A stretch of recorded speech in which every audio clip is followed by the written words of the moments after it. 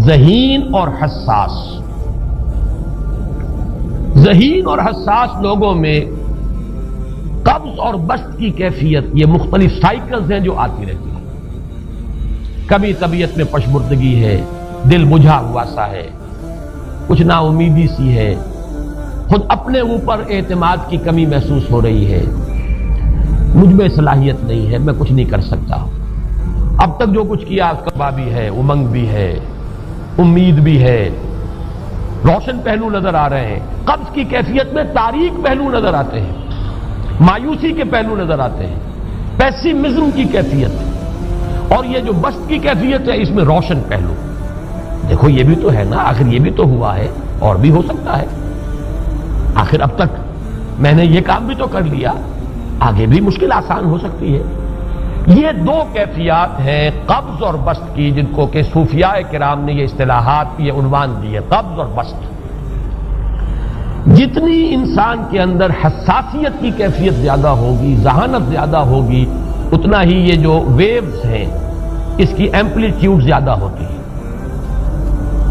کم ذہین انسان ہے، کم حساس ہے، آئیں گے تو صحیح ہے، لیکن یہ کہ وہ ویو جو ہے اس کا ایمپلیٹیوڈ جو ہے اس کے اندر اوپر اور نیچے کی کیفیت زیادہ نہیں ہوگی. لیکن جتنا یہ معاملہ بڑھتا ہے یہ جو ویو ہے اس کے ایمپلیٹیوڈ بڑھتا چلا جاتا ہے. لیکن نارمل انسان کا معاملہ یہ ہے کہ یہ حدود کے اندر رہے. اسی کی ایک کیفیت جو ہے ایب نارمل جب ہو جاتا ہے، یہی ہے جو جدید ہماری جو سائیکولوجیکل میڈیسن ہے اس میں اسے مینیکس ڈپریسو سائیکوسس کہا جاتا ہے. مایوسی ہوئی تو اتنی ہوئی کہ جیسے کمر ٹوٹ کر رہ گئی، اور اسی ڈپریشن میں ہوتی ہیں خودکشیاں، خودکشی کر جاتا ہے ڈپریشن. کچھ روشن پہلو نظر ہی نہیں آ رہا، کوئی امید کا پہلو نظر ہی نہیں آ رہا، کوئی صورت نظر نہیں آتی، کوئی امید بن نہیں آتی. کس طرف جاؤں، کدھر دیکھوں، کسے آواز دوں؟ اے ہجوم نامرادی دل بہت گھبرائے ہیں. اور جب آدمی محسوس کرتا I can't face these realities،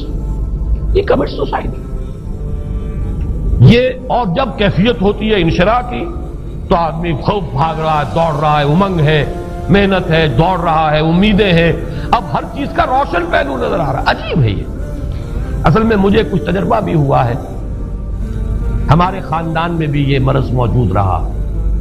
میرے والد مرحوم کافی طویل عرصے اس مینیک ڈپریسو سائیکوسس کے مریض رہے. کچھ ہوتا ہے یہ معاملہ. ویسے بھی شاید ہمارا خاندان جو ہے اس کیٹیگری میں آتا ہے جس میں ذہانت نسبتاً کچھ زیادہ ہے، حساسیت بھی نسبتاً کچھ زیادہ ہے. یہ دوسری بات ہے کہ کوئی شخص جو ہے یہ فلسفے کے طور پر اختیار کر لے کہ اپنے آپ کو ڈھیٹ بنا لینا ہے، یہ فلسفہ بھی بن سکتا ہے. لیکن یہ ہے کہ اگر آدمی چھوڑ دے اپنی طبیعت کو تو یہ دونوں کیفیات آتی ہیں. انہی کیفیات میں اگر یہ جو اپورڈ اینڈ ڈاؤنورڈ موومنٹ ہے یہ ایک حد سے نکل جائے تو یہ بیماری ہے مینیک سائیکوسس، مینیک ڈپریسو سائیکوسس. اس میں جب آدمی ہوتا ہے وہ اپر کیفیت میں تو اس کے اندر بڑی عظیمت ہے، روشنی ہے، امید ہے، لوگوں سے گفتگو کر رہا ہے، ہنس بول رہا ہے، خوب جو ہے محفل کے اندر. اب وہ محفل میں اسے دلچسپی محسوس ہو رہی ہے اور اسے ہر چیز کا روشن پہلو نظر آ رہا ہے،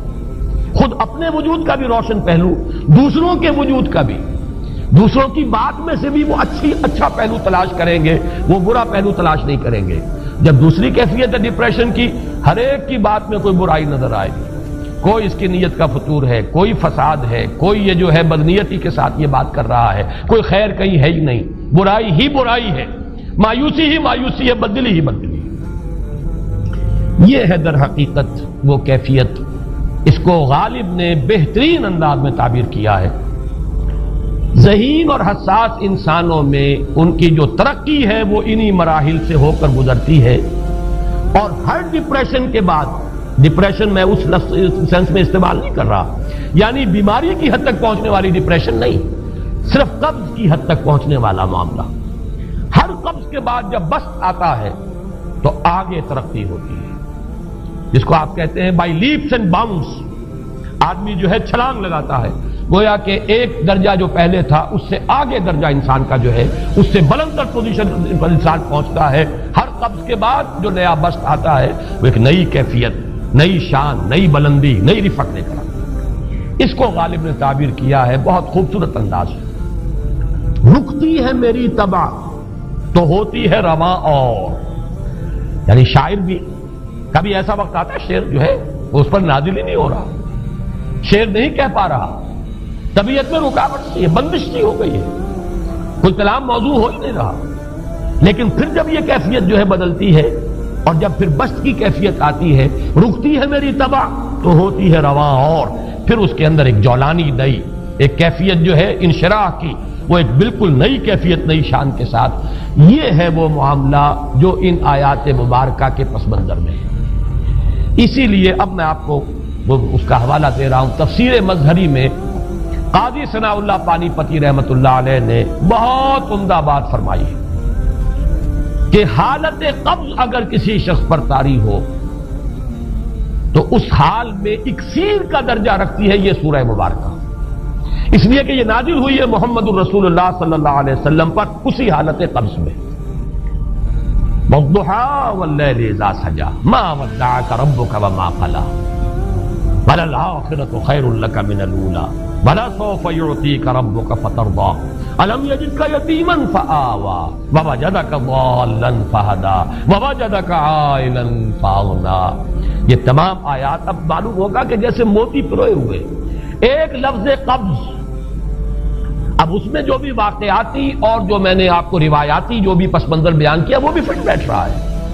وہ خودکشی کا معاملہ بھی آ گیا اس میں فٹ بیٹھ رہا ہے کہ بخاری شریف میں روایت موجود ہے کہ حضور فرماتے ہیں کہ میری طبیعت پر اس درجے اضطراب تھا، اتنی کیفیت جو ہے میری تشویش کی تھی کہ میرے دل میں بار بار خیال آتا تھا کہ پہاڑ پر چڑھ کر اپنے آپ کو نیچے گرا دوں۔ یہ سارے معاملات اب آپ کو محسوس ہوگا جیسے تمام کڑیاں جو ہیں وہ جڑ گئی، جیسے رات کو اب آپ اٹھ نہیں پا رہے، اضمحلال ہے، اعصابی جو ہے اعصاب اس درجے متاثر ہو چکے ہیں۔ صرف یہ ایک احساسات کی کیفیت نہیں ہے، آپ کی قوت فعلی جو ہے، قوت عملی، وہ بھی اس درجے متاثر ہو چکی ہے کہ کئی راتیں گزر گئی اور آپ رات کو نہیں اٹھ سکے، جس پر کہ ام جمیل کو یہ کہنے کا موقع مل گیا کہ معلوم ہوتا محمد تمہارا شیطان تمہیں چھوڑ گیا۔ اب یہ جملہ اپنی جگہ پر اس کی کاٹ ہے یقیناً، اس سے یضیق صدرک بما یقولون، لیکن وہ کیفیت جس کی وجہ سے یہ جملہ آیا ہے اس پر نگاہ دوڑائیے، اس پر نگاہ کو مرکوز کریں گے تو معلوم ہوگا ایک لفظ قبض، یہ قبض کی ایک کیفیت تھی، اس قبضی کی کیفیت کا ایک مظہر یہ ہے کیونکہ یہ بھی تو در حقیقت قلب مبارک جو ہے محمد الرسول اللہ صلی اللہ علیہ وسلم کا، اسی پر تو وحی کا نزول ہوتا تھا، یہ بھی وہی داخلی احساسات و کیفیات کا معاملہ ہے، یہی بھی در حقیقت یہ واردات قلبیہ ہی کا سارا معاملہ ہے، اس کو آپ خارج سے تعبیر نہیں کر سکتے، نہ ابھی کوئی ایسے مصائب تھے، نہ ایسی کوئی مشکلات تھیں، نہ ابھی کوئی رد و قضا ایسی شروع ہوئی، نہ ابھی کوئی بحث و نزاع کا معاملہ ایسا ہوا، نہ کوئی ابھی کوئی فزیکل پرسیکیوشن شروع ہوئی، یہ سب داخلی ہی کیفیات ہیں، اور ان داخلی کیفیات کے حوالے سے ان سورہ مبارکہ کو اگر صحیح سمجھا ہے تو صوفیہ نے سمجھا۔ وہ جو اقبال کا شعر ہے کہ کچھ جو سمجھا میرے شکوے کو تو رضواں سمجھا، مجھ کو جنت سے نکالا ہوا انسان سمجھا، اور کون سمجھے گا؟ وہ تو سمجھے گا کہ دکھے ہوئے وہ دل کی صدا ہے، وہ کیا ہے جو اقبال کی وہ ایک نظم ہے پرندے کی فریاد، گانا اسے سمجھ کر خوش ہونا سننے والے، یہ تو در حقیقت ایک دکھے ہوئے دل کی صدا فریاد، یہ صدا ہے۔ تو یہ کیفیت جو ہے رضوان سمجھ سکا ہے جو کہ داروغہ جنت ہے، اس نے سمجھا یہ وہی آدم جو نکالا گیا تھا یہاں سے، یہ اس کی فریاد ہے۔ کچھ جو سمجھا میرے شکوے کو تو رضواں سمجھا، مجھ کو جنت سے نکالا ہوا انسان سمجھا۔ تو واقعہ یہ ہے کہ اس سورہ مبارکہ کا صحیح فہم اگر حاصل ہوا ہے، وہ امام راضی کو حاصل ہو ہی نہیں سکتا، وہ عقل اور منطق کی گتھیاں سلجھانے والے آدمی ہیں، اپنی جگہ ان کی کنٹریبیوشن بہت، یہ لغت اور ادب کا کوئی خاص مسئلہ اس میں ہے ہی نہیں کہ زمخشری اس میں کوئی جولانی دکھائیں اپنی، اس میں کوئی ایسا اشکال ہے ہی نہیں، نحوی اشکال ہی نہیں، لیکن یہ واردات قلبیہ کا معاملہ ہے، احساسات باطنی کا معاملہ ہے، یہ نفسیات انسانی کا معاملہ ہے، اور اس کو وہی سمجھ سکتے ہیں کہ جو ماہرین علم نفس ہیں، اور وہ ہیں صوفیاء کرام ہمارے ہاں، جن کا وہ ذوق ہے باطنی کیفیات و احساسات، جن کا موضوع ہے کہ یہ در حقیقت حالت قبض کی کیفیت ہے۔